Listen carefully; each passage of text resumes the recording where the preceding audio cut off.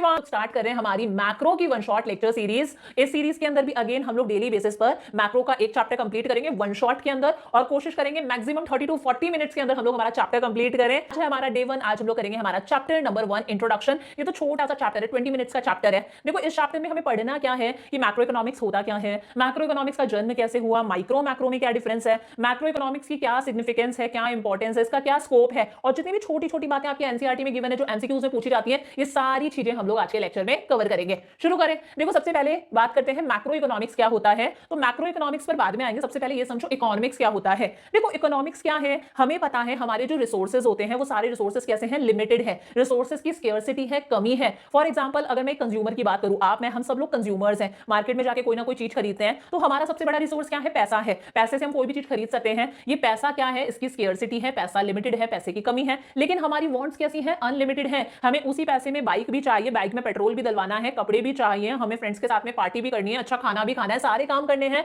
तो कस्टमर की wants unlimited होती हैं। वो अपने रिसोर्सेज, अपने पैसे को ऐसे खर्च करता है कि पैसे को खर्च करके उसे मैक्सिमम सेटिस्फैक्शन मिले, संतुष्टि मिले। यही इकोनॉमिक्स है।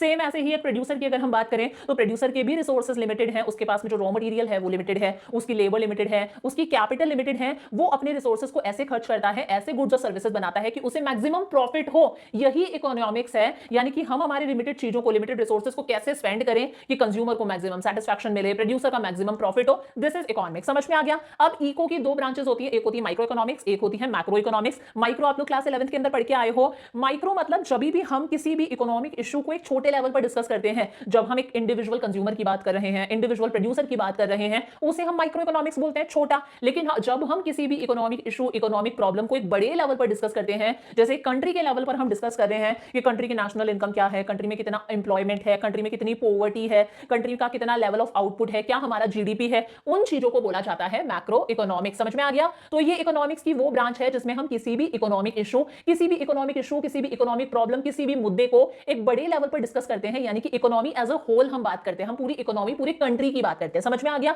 अब देखो ये जो मैक्रो वर्ड है ये कहां से आया है, मैक्रो से आया है। मैक्रो का मतलब होता है लार्ज, इसीलिए यहां पर हम किसकी बात करते हैं, इकोनॉमी एज अ होल, हम पूरी कंट्री की बात करते हैं। करेक्ट है। अब देखो ये जो मैक्रो इकोनॉमिक्स है, इस मैक्रो इकोनॉमिक्स का जन्म कैसे हुआ, ये मैक्रो इकोनॉमिक्स एक सेपरेट ब्रांच की तरह कैसे आई। तो देखो याद रखना 1929 की बात है। 1929 के अंदर यूरोप और नॉर्थ अमेरिका के अंदर बहुत ही भयंकर डिप्रेशन आया था। डिप्रेशन का मतलब क्या होता है कि इकोनॉमी एकदम डाउन चली गई थी, लोगों के हाथ में पैसा नहीं था, लोग डिमांड नहीं कर रहे थे, प्रोड्यूसर का प्रोडक्शन गिर रहा था, जीडीपी कम हो रहा था, अनएम्प्लॉयमेंट बहुत ज्यादा था। इस डिप्रेशन को बोला जाता है ग्रेट डिप्रेशन ऑफ 1929। और कहीं ना कहीं इस डिप्रेशन का असर दुनिया के दूसरे देशों पर भी देखने को मिला। और इसी डिप्रेशन को दिमाग में रखते हुए एक ब्रिटिश इकोनॉमिस्ट, नाम याद रखना, जॉन मेनार्ड कीन्स ने एक किताब लिखी जिसका नाम है the general theory of employment, interest and money. कब की बात है, 1936 की बात है। ये किताब बताती है कहीं ना कहीं इस डिप्रेशन को स्टडी करते हुए उन्होंने ये बुक लिखी थी। ये बुक बताती है कि कैसे इकोनॉमी का एक सेक्टर दूसरे सेक्टर पर डिपेंडेंट होता है। House hold sector producer sector पर डिपेंडेंट है गुड्स और सर्विसेज के लिए। प्रोड्यूसर सेक्टर हम पर डिपेंडेंट है क्योंकि वो अल्टीमेटली गुड्स बनाकर हमें ही बेचता है। कैसे हम सरकार पर डिपेंडेंट है, कैसे गवर्नमेंट हम पर डिपेंडेंट है।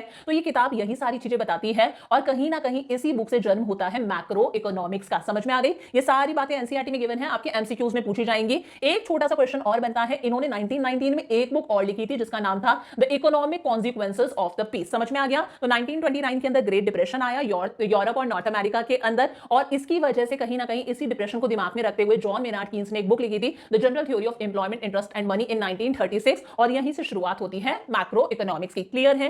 अब देखो जब हम मैक्रो इकोनॉमिक्स की बात करते हैं तो मैक्रो इकोनॉमिक्स में हम बेसिकली किस तरह के मुद्दे डिस्कस करते हैं कि कंट्री के अंदर कितना इंप्लॉयमेंट है, कितने लोग काम कर रहे हैं, कितने लोग काम नहीं कर रहे, कंट्री का ओवरऑल आउटपुट कितना है, यानी कि कंट्री का टोटल जीडीपी कितना है, प्रॉब्लम ऑफ इन्फ्लेशन के बारे में पढ़ते हैं, महंगाई के बारे में पढ़ते हैं, जब इकोनॉमी एकदम डाउन जाती है, डिप्रेशन, उसके बारे में हम मैक्रो के अंदर पढ़ते हैं, पॉवर्टी के बारे में पढ़ते हैं। इन सारे बड़े मुद्दों के बारे में हम कहां पढ़ते हैं, मैक्रो के अंदर। समझ में आया। और मैक्रो के अंदर डिसीजन मेकर्स कौन होते हैं, डिसीजन लेने का काम किसका होता है, जो माइक्रो इकोनॉमिक्स में डिसीजंस कौन लेते हैं, इंडिविजुअल्स लेते हैं, इंडिविजुअल कंज्यूमर, इंडिविजुअल प्रोड्यूसर। यहां पर डिसीजन लेने का काम किसका है, सरकार का है। सरकार बहुत सारी चीजें डिसाइड करती है। सरकार डिसाइड करती है कि आने वाले साल में गवर्नमेंट की इनकम कितनी होगी, गवर्नमेंट अपनी इनकम को कहां पर स्पेंड करेगी।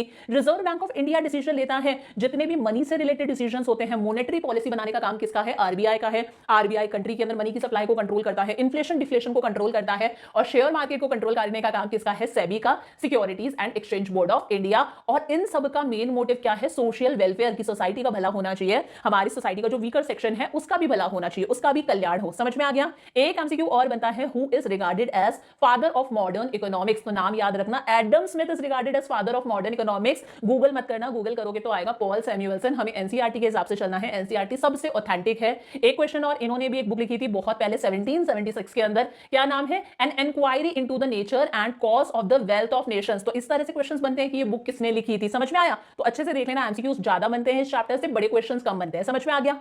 आगे बात करते हैं माइक्रो और मैक्रो में क्या डिफरेंस होता है। देखो, माइक्रो पढ़ के आए क्लास 11 के अंदर, जब भी हम किसी इकोनॉमिक इशू, किसी इकोनॉमिक प्रॉब्लम, स्केर्सिटी की प्रॉब्लम की, हमारे रिसोर्सेज की कमी है, इन सब चीजों को जब हम एक छोटे लेवल पर डिस्कस करते हैं, जब हम एक इंडिविजुअल की बात कर रहे हैं, चाहे एक इंडिविजुअल हाउस होल्ड परिवार की बात करें, इंडिविजुअल फर्म की बात करें, इंडिविजुअल कंज्यूमर की बात करें, वो क्या है? माइक्रो इकोनॉमिक्स है। लेकिन जब हम किसी इकोनॉमिक प्रॉब्लम को एक बड़े लेवल पर डिस्कस करते हैं, जब हम पूरी इकोनॉमी, पूरी कंट्री की बात करते हैं, दैट इज मैक्रो इकोनॉमिक्स। समझ में आया? यहां पर मेन मुद्दा है एलोकेशन ऑफ रिसोर्सेज। एक इंडिविजुअल कंज्यूमर सोचता है, मैं मेरे पैसे को कहां खर्च करूं कि मुझे मैक्सिमम सेटिस्फैक्शन मिले पैसा खर्च करके। एक प्रोड्यूसर सोचता है, मैं कौन से रिसोर्सेस कहां पर खर्च करूं, मैं मेरे रिसोर्सेस को किन चीजों पर लगाऊं कि मुझे मैक्सिमम प्रॉफिट हो। तो यहां पर रिसोर्सेस को कहां खर्च करना है, ये मेन मुद्दा है। यहां पर मेन मुद्दा है कि कंट्री के अंदर ओवरऑल लेवल ऑफ आउटपुट कितना है, कंट्री का जीडीपी कितना है, हमारे देश के अंदर एम्प्लॉयमेंट कितना है। समझ में आया? यहां पर हम माइक्रो इकोनॉमिक वेरिएबल्स की बात करते हैं, इंडिविजुअल कंज्यूमर की डिमांड, इंडिविजुअल प्रोड्यूसर की डिमांड, सप्लाई, या फिर इंडिविजुअल मार्केट के अंदर कितनी सप्लाई हो रही है, इंडिविजुअल ग्रुप ऑफ कंज्यूमर्स कितनी डिमांड कर रहे हैं। लेकिन यहां पर हम मैक्रो इकोनॉमिक वेरिएबल्स को डिस्कस करते हैं कि कंट्री के अंदर एग्रीगेट डिमांड क्या है, टोटल डिमांड क्या है, कंट्री में एग्रीगेट सप्लाई कितनी है, टोटल सप्लाई कितनी है। समझ में आया? डिग्री ऑफ एग्रीगेशन, एग्रीगेशन का मतलब ही क्या होता है? टोटल होता है। तो यहां पर भी टोटल करा जाता है, लेकिन क्या है? लिमिटेड डिग्री ऑफ एग्रीगेशन है, लिमिटेड टोटल होता है। एक पर्टिकुलर 5-6 फैमिलीज की हम लोगों ने बात कर ली, तो टोटल तो है लेकिन लिमिटेड डिग्री ऑफ टोटल है, लिमिटेड डिग्री ऑफ एग्रीगेशन है। किसी पर्टिकुलर कमोडिटी की हम लोगों ने सप्लाई की बात कर ली, लिमिटेड डिग्री ऑफ एग्रीगेशन है। लेकिन यहां पर वाइडर डिग्री ऑफ एग्रीगेशन है, यहां पर हम कंट्री के अंदर सारे गुड्स और सर्विसेज की डिमांड करते हैं, सारे गुड्स और सर्विसेज की सप्लाई की बात करते हैं, एग्रीगेट डिमांड, एग्रीगेट सप्लाई की बात कर रहे हैं। इकोनॉमिक एजेंट्स पीछे भी बताया था, यहां पर डिसीजंस लेने का काम किसका है? इंडिविजुअल इकोनॉमिक एजेंट्स का काम है। इंडिविजुअल्स डिसीजन लेते हैं, इंडिविजुअल कंज्यूमर अपने डिसीजन लेगा, मैं मेरा पैसा कहां खर्च करूं, इंडिविजुअल प्रोड्यूसर अपने डिसीजन लेगा कि मैं मेरे रिसोर्सेज को कहां खर्च करूं कि मुझे मैक्सिमम प्रॉफिट हो। तो यहां पर ये लोग पर्सनल गेन्स के बारे में सोचते हैं। यहां पर डिसीजंस लेने का काम है इंस्टीट्यूशनल इकोनॉमिक एजेंट्स का, जैसे आरबीआई डिसीजन लेता है पैसे से रिलेटेड, सरकार डिसीजन लेती है कि सरकार अपने पैसे को कहां खर्च करेगी कि लोगों का वेलफेयर हो, सेबी डिसीजन लेता है शेयर मार्केट से रिलेटेड। तो यहां पर इनका मेन मकसद है सोशल वेलफेयर। समझ में आया? यहां पर इक्विलिब्रियम होता है। इक्विलिब्रियम कब होता है? जब डिमांड और सप्लाई आपस में इक्वल हो, जब दोनों इक्वल हो तब कंट्री में इक्विलिब्रियम होता है। इसे बोला जाता है पार्शियल इक्विलिब्रियम एनालिसिस, क्योंकि यहां पर हम थोड़ी सी डिमांड थोड़ी सी सप्लाई की बात कर रहे हैं, इंडिविजुअल डिमांड इंडिविजुअल सप्लाई की बात करते हैं बेसिकली। लेकिन यहां पर हम क्या बोलते हैं? जब एग्रीगेट डिमांड टोटल सप्लाई के इक्वल हो, एग्रीगेट सप्लाई के इक्वल हो, उसे हम बोलते हैं जनरल इक्विलिब्रियम एनालिसिस। जब हम माइक्रो इकोनॉमिक्स पढ़ते हैं तब हम ये मान के चलते हैं कि मैक्रो इकोनॉमिक्स से रिलेटेड जितनी भी चीजें हैं वो सारी चीजें क्या है? कांस्टेंट है, एग्रीगेट डिमांड कांस्टेंट है, एग्रीगेट सप्लाई कांस्टेंट है। लेकिन जब हम मैक्रो पढ़ते हैं तो हम ये मान के चलते हैं कि माइक्रो से रिलेटेड सारी चीजें कांस्टेंट है, इंडिविजुअल कंज्यूमर की डिमांड में कोई चेंज नहीं आ रहा, इंडिविजुअल प्रोड्यूसर की सप्लाई में कोई चेंज नहीं आ रहा। समझ में आ गया? ये डिफरेंस हम लोग क्लास 11th में भी पढ़ के आए थे। आगे बढ़ जाएं, एक बहुत इंपॉर्टेंट टॉपिक आता है माइक्रो मैक्रो पैराडॉक्स। यहां से एग्जाम में क्वेश्चन बन सकता है। देखो, माइक्रो मैक्रो पैराडॉक्स का मतलब है अगर कोई चीज माइक्रो लेवल पर सही है, छोटे लेवल पर सही है, अगर कोई चीज माइक्रो लेवल पर लॉजिकल है, इसका मतलब ये नहीं होता कि वो चीज मैक्रो यानी कि बड़े लेवल पर भी लॉजिकल हो, सही हो। वही लिखा है, what is logical at micro level may not be logical at macro level. For example, अगर एक इंडिविजुअल बंदा पैसा सेव करता है, वो सेविंग्स करता है, माइक्रो की मैं बात कर रही हूं, अगर एक इंडिविजुअल बंदा सेविंग्स करता है तो ये उसके लिए अच्छी बात है। वो अभी पैसा सेव करेगा, बाद में इस पैसे को इन्वेस्ट करेगा और पैसा कमाएगा, तो कहीं ना कहीं उसकी फ्यूचर प्रॉस्पेरिटी के लिए अच्छा है। लेकिन अगर हम इसी चीज को मैक्रो लेवल पर देखें, अगर कंट्री के लेवल पर सब लोग बहुत ज्यादा पैसा सेव करने लग जाएं तो ये कंट्री के लिए बहुत खराब है। सब पैसा सेव कर रहे हैं यानी कि लोगों की डिमांड कम हो रही है, डिमांड कम हो रही है तो प्रोड्यूसर प्रोडक्शन कम करेगा,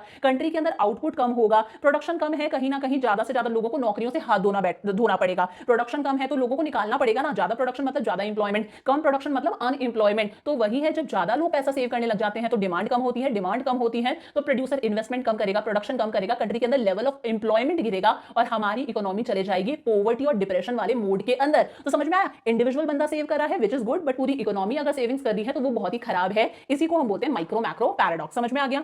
आगे देखो स्कोप ऑफ मैक्रो इकोनॉमिक्स की, मैक्रो इकोनॉमिक्स में हम क्या क्या पढ़ते हैं, तो स्कोप तो याद करने की जरूरत ही नहीं है। इस बुक का जो इंडेक्स है ना, आपका सिर्फ इंडेक्स याद कर लो कि इसमें हम नेशनल इनकम के बारे में पढ़ते हैं, इसमें हम मनी के बारे में पढ़ते हैं, बैंकिंग सिस्टम के बारे में पढ़ते हैं। यहां पर हमें एग्रीगेट डिमांड एग्रीगेट सप्लाई का पता चलता है, ये पता चलता है कंट्री में इक्विलिब्रियम कब हो रहा है, गवर्नमेंट बजट के बारे में पता चलता है, फॉरेन एक्सचेंज रेट के बारे में, बीओबी के बारे में पता चलता है। तो सिर्फ आपकी बुक का इंडेक्स याद रख लो। इंडेक्स अगर आपको याद है तो स्कोप में सारे वही पॉइंट्स लिख सकते हो। हमें मैक्रो इकोनॉमिक्स से पता चलता है नेशनल इनकम के बारे में और नेशनल इनकम निकालते कैसे हैं, और उससे रिलेटेड जितने भी एग्रीगेट्स हैं जैसे जीडीपी हो गया, एनडीपी हो गया, इन सारी चीजों का पता हमें मैक्रो से चलता है। मैक्रो इकोनॉमिक्स से ही हमें पता चलता है इंप्लॉयमेंट के बारे में कि कंट्री के अंदर कितना इंप्लॉयमेंट है, कंट्री के अंदर अगर अनएम्प्लॉयमेंट है तो उसके पीछे क्या क्या कॉजेस हैं और उस अनएम्प्लॉयमेंट को हम कैसे दूर कर सकते हैं। रेमेडीज भी बताई जाती है कि अनएम्प्लॉयमेंट की प्रॉब्लम को कैसे दूर कर सकते हैं। मैक्रो इकोनॉमिक्स से ही हमें मनी के बारे में पता चलता है कि कमर्शियल बैंक्स किस तरह से पैसा बनाते हैं, सेंट्रल बैंक जो हमारा आरबीआई है वो कैसे मनी की सप्लाई को कंट्रोल करता है, इन्फ्लेशन डिफ्लेशन को कंट्रोल करता है। इससे ही हमें पता चलता है जनरल प्राइस लेवल का और इन्फ्लेशनरी और डिफ्लेशनरी गैप का भी, कंट्री के अंदर जो महंगाई आती है, इन्फ्लेशन, जो चीजों की प्राइसेस गिरती हैं, डिफ्लेशन, हर चीज का पता किससे चलता है, मैक्रो इकोनॉमिक्स से। इससे हमें पता चलता है गवर्नमेंट बजट के बारे में कि आने वाले साल में सरकार की कितनी इनकम होगी और सरकार अपनी इनकम को कहां कहां पर खर्च करेगी, स्कूल्स खोलेगी, हॉस्पिटल्स खोलेगी, क्या क्या काम करेगी, गवर्नमेंट बजट का पता चल रहा है। इससे हमें पता चलता है फॉरेन एक्सचेंज रेट का। फॉरेन एक्सचेंज रेट का मतलब है कि अगर हमें एक यूएस डॉलर परचेज करना है तो उसके लिए मुझे 82 रुपीस देने पड़ते हैं। जब हम 82 रुपीस देंगे, हमारी इंडियन करेंसी देंगे, तब हमारे पास में एक यूएस डॉलर आएगा। ये क्या है, एक्सचेंज रेट है। इसका पता हमें किससे चलता है, मैक्रो इकोनॉमिक्स से। और मैक्रो इकोनॉमिक्स से ही हमें बीओपी बैलेंस ऑफ पेमेंट्स का पता चलता है। बैलेंस ऑफ पेमेंट्स क्या है, एक अकाउंट्स का स्टेटमेंट है, ये समझ लो, जिसमें हम दो तरफ ट्रांजेक्शन रिकॉर्ड करते हैं। एक तरफ वो सारी चीजें रिकॉर्ड करते हैं जिनके थ्रू हमारे पास में यूएस डॉलर आ रहा है, फॉरेन करेंसी आ रही है, और एक तरफ वो सारी चीजें रिकॉर्ड करते हैं जिनकी वजह से हमारे पास यूएस डॉलर जा रहा है, फॉरेन करेंसी जा रही है। इस बीओपी का पता भी हमें मैक्रो से चलता है कि कितने हमारे एक्सपोर्ट्स हैं, कितने हमारे इंपोर्ट्स हैं। ये सारी चीजें समझ में आ गया। सिर्फ इंडेक्स याद रखना है। और लास्ट है मैक्रो इकोनॉमिक्स की क्या सिग्निफिकेंस है, क्या इंपॉर्टेंस है। तो इससे हमें पता चलता है हमारी इकोनॉमी, हमारी कंट्री के बारे में, description of the economy. Macro economics हमें बताता है कि नेशनल इनकम कैसे निकालनी है, कंट्री में कितना इंप्लॉयमेंट है, अनएम्प्लॉयमेंट के क्या क्या कॉजेस है और उस अनएम्प्लॉयमेंट की प्रॉब्लम को कैसे दूर करा जा सकता है। गवर्नमेंट बजट के बारे में पता चलता है, फॉरेन एक्सचेंज रेट, बीओपी के बारे में पता चलता है मैक्रो इकोनॉमिक्स से। Road map of growth and development, अगर सरकार को हमारी ग्रोथ और डेवलपमेंट के लिए प्रोग्राम्स और पॉलिसीज बनाने हैं तो वो ऐसे ही हवा में थोड़ी ना बन जाएंगे। उसके लिए मैक्रो इकोनॉमिक्स की स्टडी करना जरूरी है। बिना मैक्रो इकोनॉमिक्स की स्टडी करे आप कंट्री के ग्रोथ और डेवलपमेंट के प्लान्स नहीं बना सकते। इकोनॉमिक स्टेबिलिटी, कंट्री में स्टेबिलिटी बना के रखने के लिए भी मैक्रो इकोनॉमिक्स की नॉलेज होना जरूरी है। तभी हमारा जो सेंट्रल बैंक है, आरबीआई है, वो मॉनेटरी पॉलिसी बनाता है ताकि कंट्री में मनी स्टेबल रहे, बहुत ज्यादा इन्फ्लेशन डिफ्लेशन ना आए, मनी को वो कंट्रोल करता है। गवर्नमेंट भी पॉलिसी बनाती है जिसे हम बोलते हैं फिस्कल पॉलिसी। गवर्नमेंट के रिसीट्स और गवर्नमेंट के एक्सपेंडिचर से रिलेटेड पॉलिसी होती है। सारी पॉलिसीज कैसे बनाई जाती हैं, मैक्रो इकोनॉमिक्स की स्टडी के बाद में ही बना सकते हैं। बैलेंस ऑफ पेमेंट स्टेटस का पता हमें चलता है मैक्रो इकोनॉमिक्स से कि हमारी कंट्री के रेस्ट ऑफ द वर्ल्ड के साथ में कैसे रिलेशंस हैं, कितना यूएस डॉलर आ रहा है, कितना यूएस डॉलर जा रहा है, हम कितना एक्सपोर्ट कर रहे हैं, कितना इंपोर्ट कर रहे हैं, हर चीज का पता मैक्रो से चल रहा है। यहीं पर हमें पता चलता है पॉवर्टी के बारे में कि देश में कितनी पॉवर्टी है, कितनी गरीबी है। एनवायरमेंटल पॉल्यूशन के बारे में पता चलता है और ये भी पता चलता है, हम मैक्रो इकोनॉमिक्स पढ़ के समझ सकते हैं कि इन प्रॉब्लम्स को कैसे दूर करा जा सकता है। और लास्ट है policy formulation, information related to macro economic variables like aggregate demand, aggregate supply, investment expenditure, BOP etcetera is useful in the formulation of policies for the growth and development of country. अगर country की growth और development से related policies वगैरह बनानी है तो उसके लिए एग्रीगेट डिमांड का पता होना जरूरी है, एग्रीगेट सप्लाई का पता होना जरूरी है, इन्वेस्टमेंट एक्सपेंडिचर का पता होना जरूरी है, बीओपी का पता होना जरूरी है। और इन सब चीजों का पता हमें कैसे चलता है, मैक्रो इकोनॉमिक्स से। समझ में आ गया अच्छे से कि मैक्रो इकोनॉमिक्स की क्या सिग्निफिकेंस है। एक फाइनल कंक्लूजन देख लेते हैं। Knowledge of macro economics is extremely essential in understanding the performance of a economy. अगर हमें जानना है कि हमारा देश कैसा परफॉर्म कर रहा है, कैसी परफॉर्मेंस है, तो उसके लिए मैक्रो इकोनॉमिक्स की नॉलेज होना जरूरी है। And in the formulation of policies and programmes of economic growth. और अगर हमारे इकोनॉमिस्ट, हमारे पॉलिटिशियंस को कंट्री के ग्रोथ और डेवलपमेंट से रिलेटेड प्रोग्राम्स पॉलिसीज बनाने हैं तो अगेन इन सब चीजों के लिए मैक्रो इकोनॉमिक्स की नॉलेज होना जरूरी है। समझ में आ गया। विद दिस चैप्टर नंबर 1 हम लोगों ने कंप्लीट कर लिया मैक्रो का। लेक्चर कैसा लगा मुझे कमेंट्स में बताना। अच्छा लगा तो लाइक कर देना यार, मोटिवेशन मिलती है। अपने फ्रेंड्स के साथ में शेयर करना। जितना आप कमेंट करोगे, जितना शेयर करोगे, उतनी मुझे मोटिवेशन मिलेगी कि मैं आप लोगों के लिए और कंटेंट बनाऊं। अब कल हम लोग करेंगे हमारा chapter number 2 some basic concepts of macro economics. यहां तक का पढ़ के रखना। I will see you tomorrow. Bye bye.